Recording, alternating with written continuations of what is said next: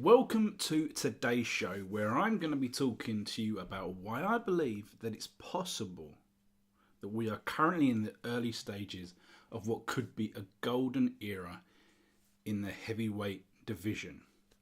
So jump down to the comment section below and tell me if you agree or not.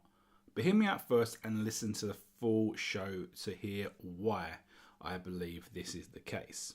So if you watched any of the videos on this channel before, you know I have a keen interest in the heavyweight division. I've always felt that whilst there may be slightly less skill than some of the other divisions, there's that increased jeopardy, which breeds excitement. And I know people will say that currently there are too many bad fighters, too many punch bags, too many bad fights for this to be a golden era. But just hear me out. First of all, we need a very quick history lesson. I'm sure many people will say, hold up, the golden era was in the 70s. And there was only one golden era in the heavyweight division. They'll reference the iconic fights between Ali, Fraser, Foreman, Norton, and other fighting champions of that era. And you know what? I cannot disagree. It was an incredible era. It wasn't one that I was alive for, but it was incredible nevertheless, with highly skilled and courageous fighters and boxers. They fought each other on multiple times, winning and losing and winning back championships. And it's that, as someone looking back, that defines the era. That we have incredible talents who all enjoyed fantastic careers, but they intertwine to create these iconic moments that people could enjoy at the time, and also people like us can look back and admire. So this really is the benchmark for a golden era. In addition to this, I'm sure people will chime in and say that the 90s had something special about it. Holyfield, Tyson, Lennox, Bowe, the continuation of, Holmes and Foreman, these huge fights. But whilst Holyfield seemed to be wanting and capable and, actually fighting anyone, there just wasn't enough of a crossover for me between all of the fighters when you compare to what happened throughout the 70s. So as we lead into the current era, the era that I want to talk about, it's important to preface it by saying that it precedes the Klitschko era. And this is an era that many people say killed heavyweight boxing. Some people will tell you it's the reason that they've fallen out of love with boxing, heavyweight boxing, but boxing in general, whilst the technology and the TV transmission has changed since the 70s, everyone and their nan would have been watching those big heavyweight fights back then.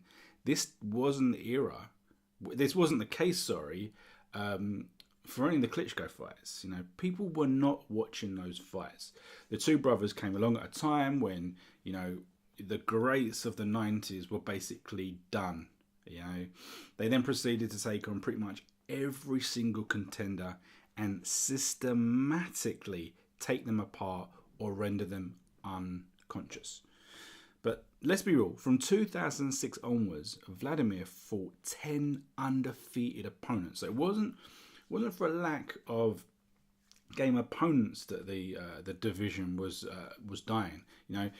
He unified the division, and then he reunified the championships when people were gifted regular belts. He did this on multiple occasions.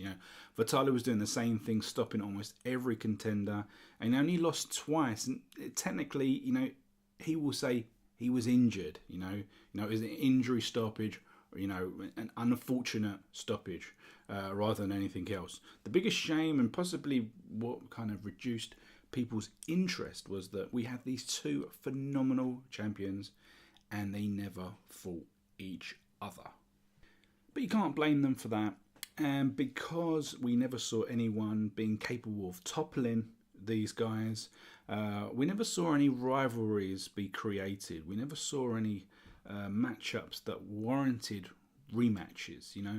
It's a shame that someone like David Haye didn't bother to go to the effort of going back to the drawing board and really work to deserve a rematch, because he's one of the few that possibly could have worked towards getting a rematch with Klitschko, but it really just didn't didn't really bother. So we had this long drawn out era of predictability, and that's what precedes this era. And I believe that at this point in time, we have had 5 fights, which I think define the commencement of the era that I am suggesting is just commencing, And you could see this as phase 1 of the era, because on their own, these 5 matches, as great as they are, they're not a golden era as a 5-piece, but collectively as part of something more. If we're looking back in just say 20 years time, for example, I believe that this would be a great foundation, a great 1/3 of what could be a golden era if future continues to flourish. Okay, so let's talk about these 5 fights. Now, of course, it's no surprise that the first matchup that I'm going to be talking about is Wladimir Klitschko versus Tyson Fury back in 2015. This was the end of that Klitschko era. That era, that undefeated run, or that championship run that Klitschko had, where he took on so many undefeated prospects, and dispatched of them with relative ease, came to an end when Tyson Fury upset the odds. Not many people thought that he would be capable of winning it, particularly on away soil, on a cold, wet night. Fury went there and he boxed fantastically. It was not a fight, for the casual fans. It was an exciting fight. But it was a fight where Fury neutralised Klitschko to an extent where Klitschko didn't know what to do. His game plan went out the window. He didn't know. He wasn't capable of implementing his own game plan, and that is the genius of what Fury was capable of doing on that night. And it was a fight, and it was a result that I actually predicted. And I predicted it some years prior. And, that kick-started everything, okay?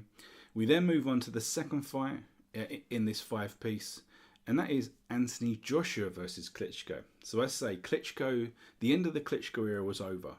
We were expecting to see Klitschko versus Fury in a rematch. It never happened. We had to wait, best part of 18 months for Klitschko to jump back into the ring. And over that time frame, Anthony Joshua had picked up some of the belts. Klitschko wanted those belts back. So we saw that. And this for me is the start of Anthony Joshua as a elite fighter. Before then, even winning the title, defending it, these were low-level opposition people. Winning a championship against Charles Martin means almost nothing. Almost nothing. It's just the fact that it gives you the tick of winning the title, okay? But it was going into this fight, which really started to define him as an elite fighter.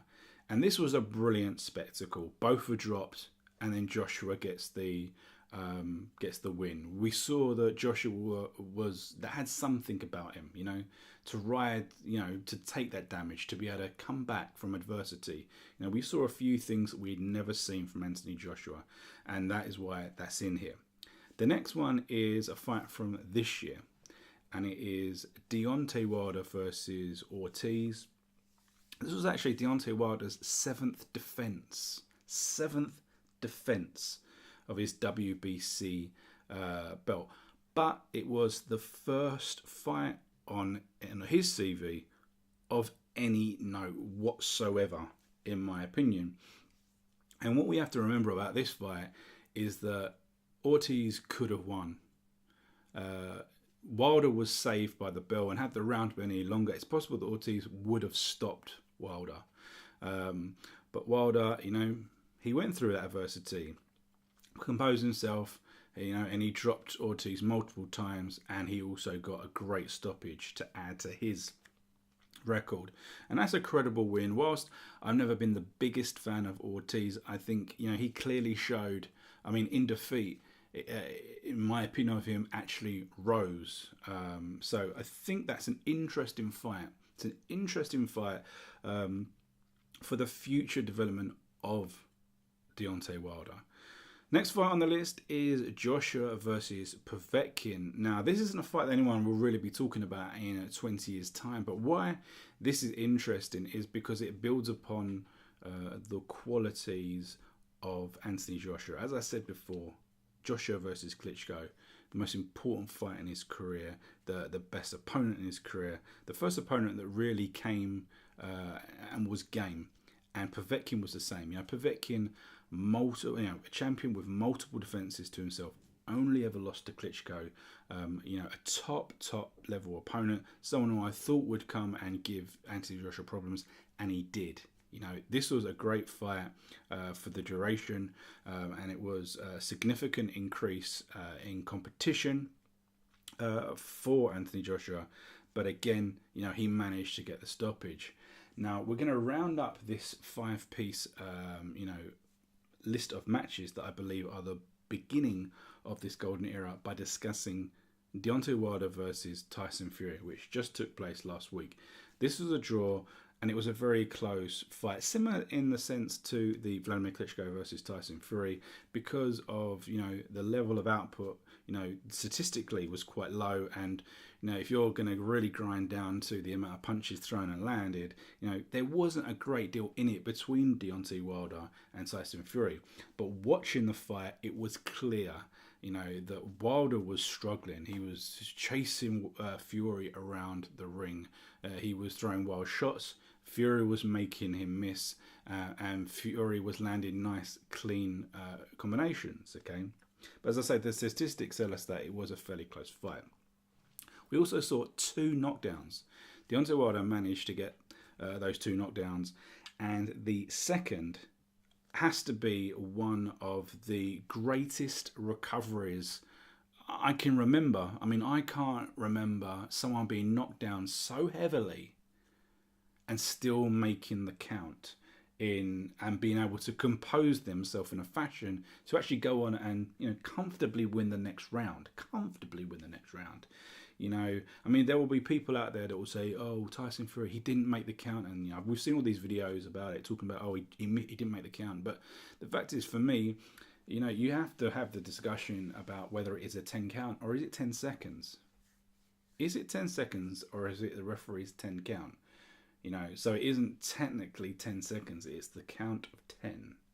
Okay, so he made the count, he then went on and won that round, and then we saw that it was a draw. Now, at the time, I actually had it a couple of rounds for Fury, even with the knockdowns, but I could have seen it, as a round to Fury, and if you really stretch me, I could have said that a draw was fine. Okay, it could be argued that it was a draw, but there was no way that it was in favour of Wilder by a couple of rounds. I think that's the issue.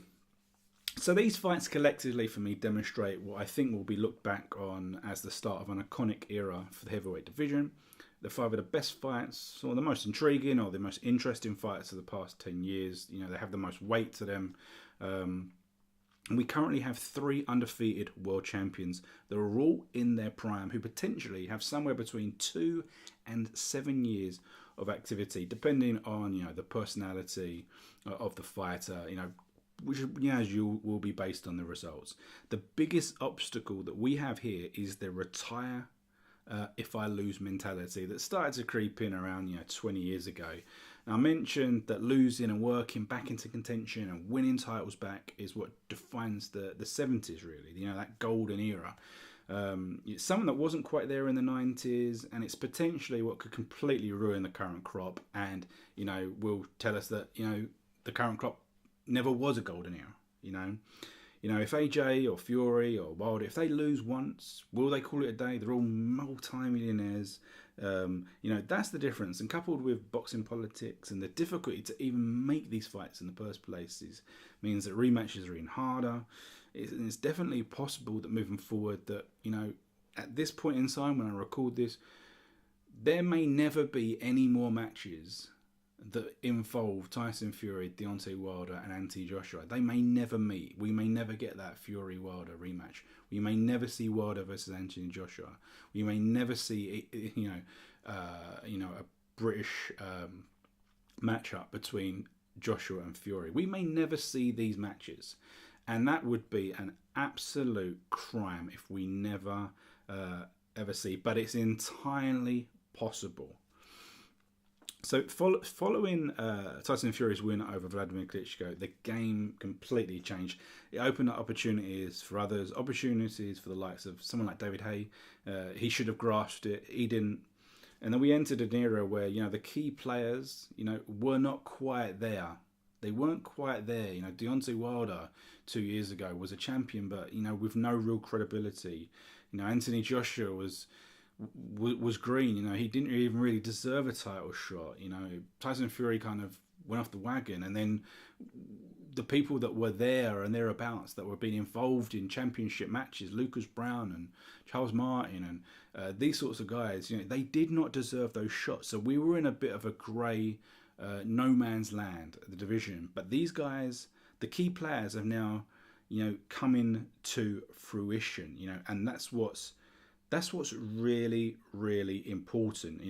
We've had some great fights that I've just discussed, but we've got the likes of Miller, Wyatt, Usyk, Ortiz that can offer competition to the top three. And in a year to 18 months, it's possible the likes of Joyce, Yoka, Hugovic, they might want to play too.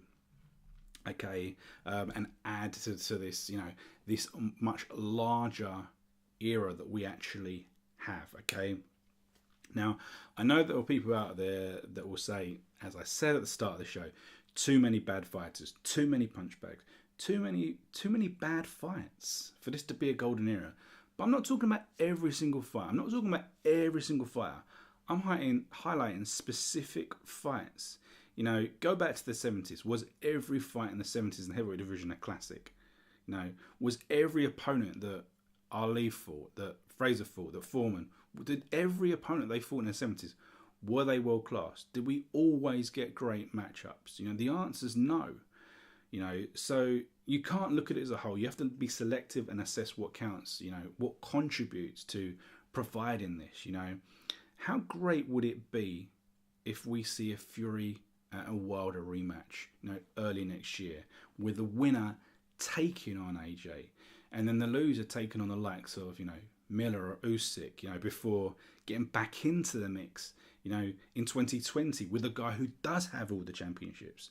There truly is the potential for some superb matchups. And if we see those fights over the next couple of years, we'll be able to look back and say, wow, we had a couple of years in the heavyweight division where we really saw the very best fight the very, very best. And that's something that possibly hasn't happened for quite some time. As I feel this can be the start of golden era. If all of the boxes participate in the way the fans want them to, I want to see world-class trilogies. I want to see rivalries over many years, not just in the lead up to a single fight. The sport needs it, and the sport actually deserves it. And time will tell whether we have this golden era. Fingers crossed. Jump down to the comment section below and let me know what you think about the current crop of heavyweights and whether we have the potential for the golden era. I'll see you soon.